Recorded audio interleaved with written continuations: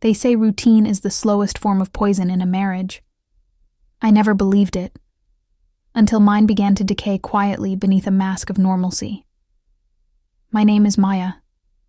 I've been married to Rohan for 6 years. Ours was a love marriage, or so I believed.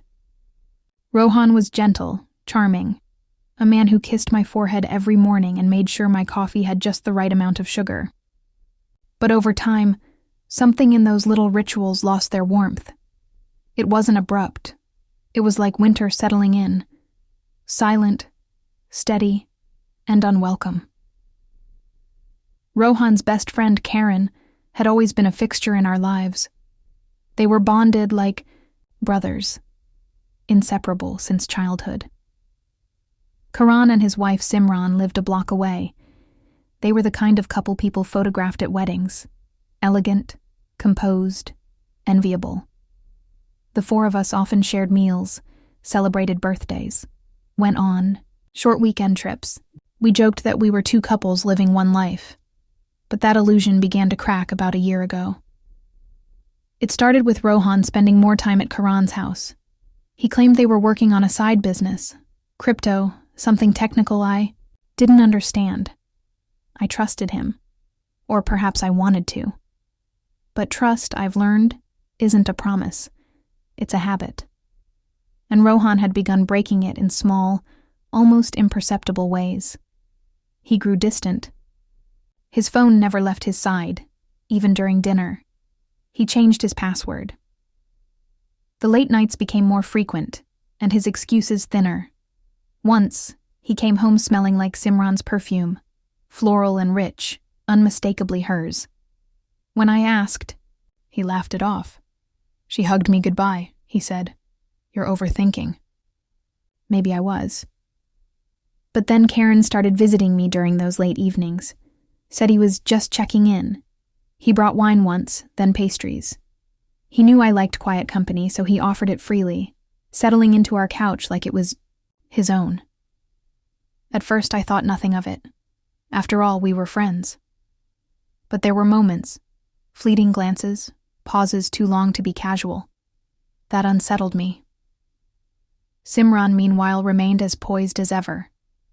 Beautiful in that effortless way some women are. Hair always in place, voice measured and calm. She'd hug me warmly, her eyes scanning mine like she was searching for something unspoken.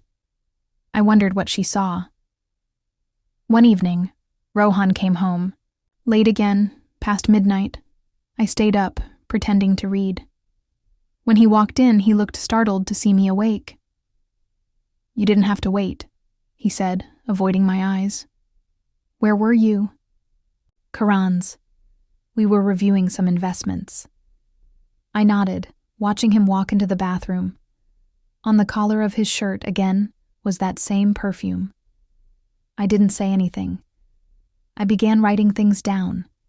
Dates, times, behavior shifts, small details that, on their own, meant nothing. But together, they formed a pattern, a shadow moving just behind the light of our lives. One Sunday afternoon, as Simran reached over to serve Rohan dessert at lunch, her hand lingered on his. Too long. I caught it. So did Karen, whose jaw tightened before he masked it with a smile. The room went quiet for half a beat. "We should plan a trip," Simran said, her voice a little too bright. "Yes," I replied, my eyes on Rohan. "Maybe something just for the 4 of us." That night Karen came by again. He didn't bring wine, just silence. We sat on opposite ends of the couch, the air heavy between us. "You ever feel like you're watching a play you didn't audition for?" he asked finally. I looked at him, startled by the precision of his words. "All the time," I said. He studied me for a moment, then looked away. Neither of us spoke again that night. But something shifted.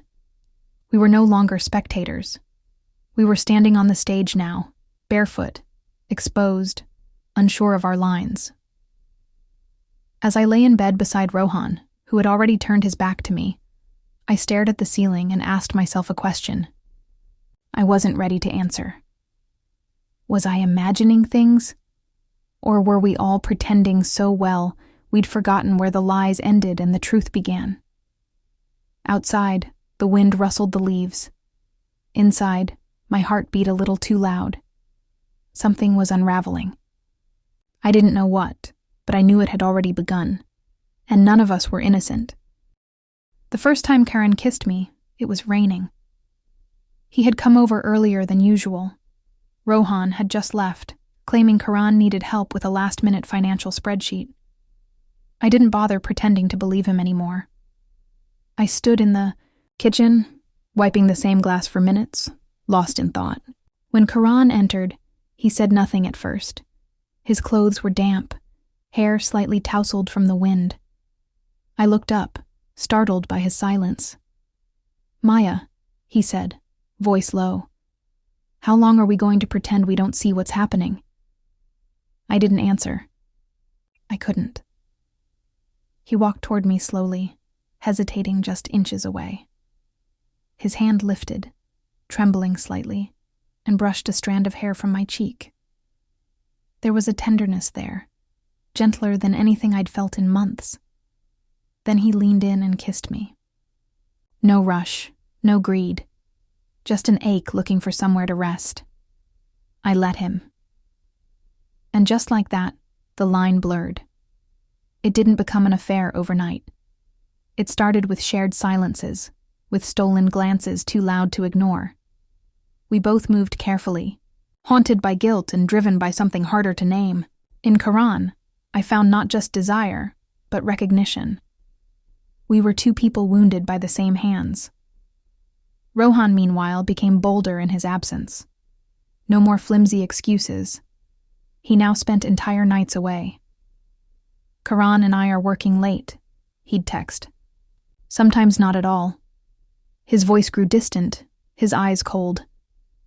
But I recognized warmth in him when Simran was near. She had grown careless, too. One evening, I followed Rohan. I needed confirmation, solid, undeniable truth.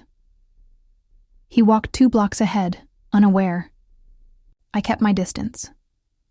Instead of heading toward Karan's office downtown, he turned left, toward Karan and Simran's home. I waited across the street, behind a parked car. He rang the bell. Simran opened the door in a silk robe, her hair tied loosely. She smiled. Rohan stepped inside. The door shut. I didn't move for 20 minutes. My body was still, but my heart was thunder. I didn't cry. I didn't rage. I just stood there, slowly accepting that betrayal wasn't a sudden storm. It was a quiet flood that rose while you slept. That night, when Karen showed up, I let him in without a word. We didn't speak. We just sat, side by side, our bodies close enough to feel the echo of each other's pain. Eventually, we stopped pretending we were just friends seeking comfort. What we had was not love. It was refuge. It was vengeance wrapped in affection. It was 2 broken people trying to make sense of the wreckage. "I know about them," I said one night, my head resting on Karan's shoulder. He didn't flinch. "So do I." His hand tightened around mine. We became methodical. Karan would come over when Rohan left for Simran's. We created a twisted symmetry, each of us mirroring the others, caught in a web none of us seemed willing to escape. There was a strange peace in the arrangement, as if acknowledging the truth had somehow lessened its sting. But peace is a fragile thing. One morning, I watched Rohan from across the breakfast table. He was scrolling through his phone, smirking faintly at something on the screen. I didn't ask what it was. I just studied him, the curve of his smile, the way his fingers moved with familiarity. It wasn't guilt I felt. It was emptiness. The man I once loved was a stranger, and in Karan's arms, I was no longer myself either. I had changed, hardened. The woman who once believed in soft mornings and forever vows was now capable of secrets, of silence, of sin. I began writing again, not just notes, but full thoughts, confessions I couldn't say aloud. I wrote about Rohan's coldness, Simran's performance, Karan's gentleness.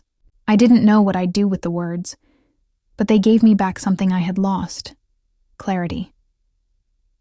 Simran once left her scarf behind after dinner.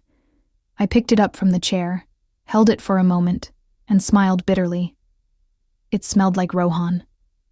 In a twisted way, we were all faithful, to our secrets, to our patterns, to the roles we played. No one dared break character. Not yet. But something inside me stirred, a realization. If truth ever came to light, it wouldn't cleanse us. It would burn everything. And maybe that was what we all deserved. It was a Tuesday evening when I set the trap. I invited them all for dinner: Rohan, Karen, Simran. Casual, I said. Just the four of us, like old times. Simran replied first, followed quickly by Rohan. Karen hesitated, then responded with a single word: sure. I cleaned the house as if preparing for a celebration, though I felt none of its joy. The dining table was polished, wine chilled, candles lit. Not for romance, but for revelation. Everything was staged, deliberate. Even the playlist, instrumental jazz, low and unsettling, was chosen to keep the atmosphere uncertain. They arrived within minutes of each other. Simran wore a silk blouse and too much perfume. Rohan was unusually cheerful, cracking jokes like a man unbothered. Karen was quiet. His eyes found mine once across the room and held there a second too long. Dinner began normally. Small talk. Work updates, fake laughter. Then I raised my glass. To trust, I said. That fragile little thing we keep pretending to honor. Rohan chuckled awkwardly. What's that supposed to mean? Simran shifted in her seat, visibly stiffening. Karan stared at his plate. I smiled. It means I've stopped pretending. From my pocket, I pulled out my phone, unlocked it, and played the recording. The audio was slightly muffled but unmistakable. Rohan's voice, intimate, low. Simran's, laughter following his words. A whispered, "I missed you." No one spoke. Rohan froze. Simran's mouth fell open. Karan stared at them both like strangers. I followed you once, I said quietly, eyes on Rohan. You told me you were helping Karan, but I saw you enter her house. I waited outside for 20 minutes. 20. Simran looked at Rohan, her voice barely a whisper. You said she didn't know. She wasn't supposed to, Rohan said, his voice cracking. Karen stood abruptly, pushing his chair back with a screech. His fists were clenched. You used me, he said to Rohan, eyes burning. Dragged me into your lies. Made me watch you parade around like nothing was wrong. Rohan looked at him, confused. What are you talking about?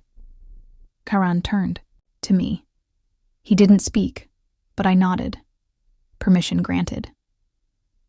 I slept with Maya, Karen said. A sharp silence followed, more violent than any scream. Rohan looked between us, disbelief twisting into fury. You're lying. I'm not, I said calmly. While you were with Simran, he was with me. Fair, don't you think? Simran let out a choked laugh, covering her mouth. This is insane. No, I said. This is balance. That I. Room fractured then. Rohan stood, shouting things I don't remember. Simran cried. Karan remained still, oddly serene. And me? I sat in the middle of it all, watching the tower fall, brick by deceitful brick. Eventually, everyone left. I didn't. Clean the dishes. I poured myself a glass of wine and sat by the window. Outside, the world moved on, unaware of the implosion that had just occurred in my living room. Rohan didn't come home that night. Karan didn't message. Simran, I imagined, returned to her perfect house and stared at her imperfect reflection. The ghee. Next morning, I packed a bag. Just one. I didn't leave a note. There was nothing left to say. Closure, I've learned, doesn't always come with conversation. Sometimes it arrives in silence, in the quiet reclaiming of one's own breath. Checked into a small hotel by the sea. I needed space, not from them, but from the version of myself I had become. Weeks passed.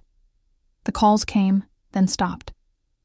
No apologies, no justifications, just absence. One afternoon, I sat alone at a cafe with my journal, flipping through pages. I barely remembered writing. Scribbled thoughts, fragments of sorrow and rage, questions with no answers. Was I a victim or a participant? Did betrayal begin with their lies or with my silence? At the bottom of one page, I had written something that stayed with me. We weren't four people. We were four mirrors, each reflecting what the other refused to see. I smiled. Not because it was over, but because I had survived it. I don't know where Rohan is now. I've heard Simran moved away. Karan texted once, "I'm sorry." I didn't reply. Some endings don't deserve epilogues. As I sipped my coffee, the wind played with the edges of my scarf. The sky was overcast, the sea gray. But I felt something else stirring within me. Light, hesitant, unfamiliar. Freedom, perhaps. Or maybe finally peace.